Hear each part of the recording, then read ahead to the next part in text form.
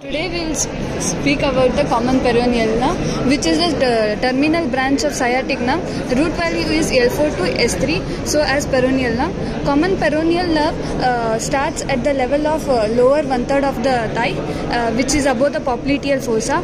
It down enters above the biceps tendon and lateral gastrocnemius and plantaris. Here it enters the tibia and winds around the tibia and pierces into the peroneus longus. At the level of peroneus longus, it divides into superficial and deep peroneal nerve. Superficial peroneal nerve supplies the lateral compartment of the leg along with the dorsum of the foot. The muscles of lateral compartment are peroneus longus and peroneus brevis.